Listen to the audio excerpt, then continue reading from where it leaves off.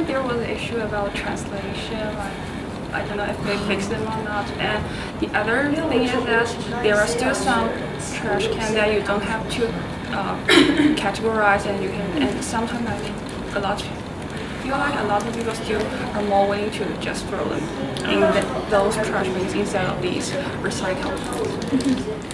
I try to recycle as much as possible, although it's a little bit difficult in China because there aren't separate, or like sometimes there aren't separate bins for each thing, especially at the dorms. I think for these, for the categories, sometimes I don't think it's very clearly categorized. So for some trash that I have, I don't know which bins I should put them in. So that's kind of confusing to me. Throughout our research, as you can see, most of the students we interviewed wanted to recycle. However, they either felt confused by the signs near the recycling bins or were just unsure of whether or not their trash would truly be recycled. As a result, many students completely ignore the recycling bins. At the end of each day, the trash bins are overflowing, while the recycling bins remain mostly unfilled. This is most likely due to confusion, lack of time, and a lack of awareness around recycling. From our investigation, we found that all of the trash and recycling goes to the B2 trash collection area. Here, the recycling collected in the bins throughout the school is supposed to be sorted again and picked up by a third-party company.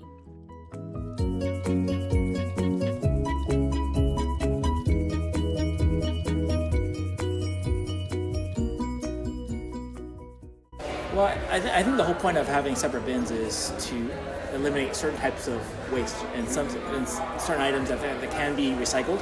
So we wanted to we were pinpointing, I think, like PET1, the plastic bottles. There's also PP5, which is like the hard plastics for like to-go containers and spoons and forks. And part of it is also education. So once you kind of start thinking about not all plastics are the same. So we wanted to at least kind of separate it into categories. Paper, raw materials trash, and then two types of plastics, and then also metals and glass.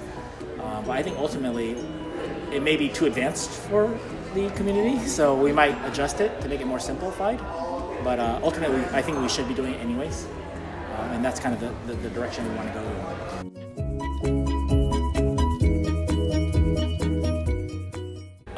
Well, I think people are open to it. That people that actually think about it and are pretty open to it. I know some people that weren't aware of it start to think about it and go, "Oh, I have to separate trash," and it's a good sign.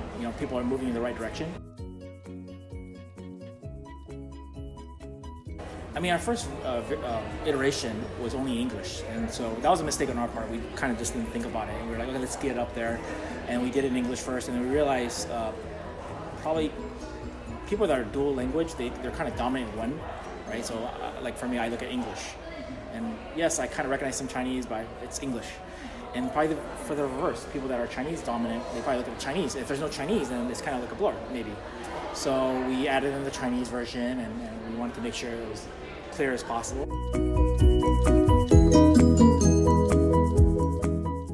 Well, I think a couple things, right? We did the whole coffee thing, right? And that's a financial incentive, right? I think that's an obvious incentive, right? I think people are financially incentive and they save money. That's great.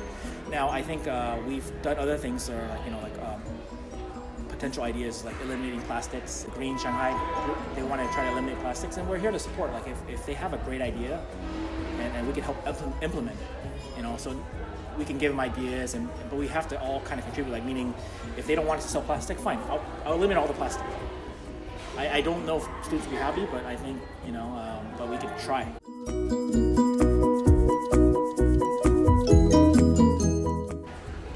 In the B1, it's actually a lot simpler. So you have like a recycle bin, a paper bin, and a food waste bin. And it's actually much simpler. That's why I started thinking about it. Maybe it's too sophisticated on the second floor. Maybe we need to dumb it down into a more simplified manner where they don't need to think too much. Recycle, paper, waste, and do the same thing. And I think that's probably the direction we're headed towards. Because like I said, I know people are they don't know which one to go in, and they don't know enough, right? That's fine. But I think that's part of the education. But we can dumb it down, and then eventually, maybe over time, we can I think maybe this version is too advanced. Students often order Waimai, which becomes a problem because Waimai comes in large packaging and containers that do not fit into the given slots of the recycling bins. This discourages people from utilizing the recycling bins, as they simply put their waste next to the bins rather than inside of them.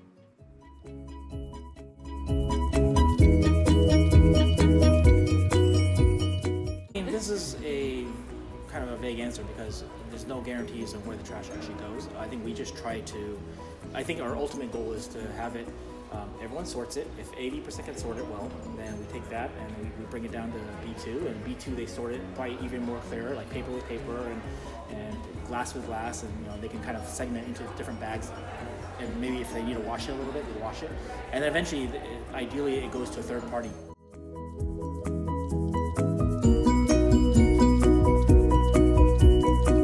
So when I first started meeting with Malcolm and discussed the implementation of the bins and how they would be used, he sort of educated me on a one-to-one basis on what the difference was between a PET1 and a PP5 and how they would make the bins specialized to what they sold in the cafe and sort of cater it to the community. So I thought it was really interesting to educate myself on the topic in a more specialized way than just plastics or metals, but to understand that there are different ways that each of these are recycled.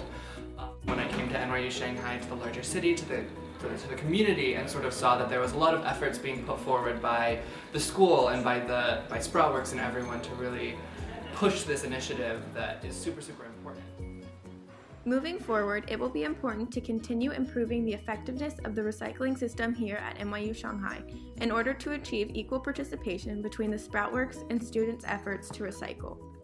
Once these improvements have been made, it will be up to the students to embrace this new system and help NYU Shanghai community to become active participants in this green movement.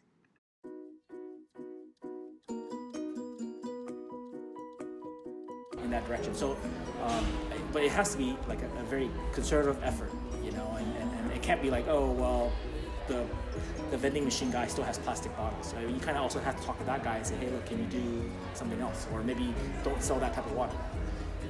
Or my idea is basically, well, you offer free water, like a nice water, a bubbly water or a flavored water, and you give everyone cups. And I think that's kind of the idea we want to do for the eventual future. Recently, Sproutworks has been planning to implement new tactics such as new trash sorting systems.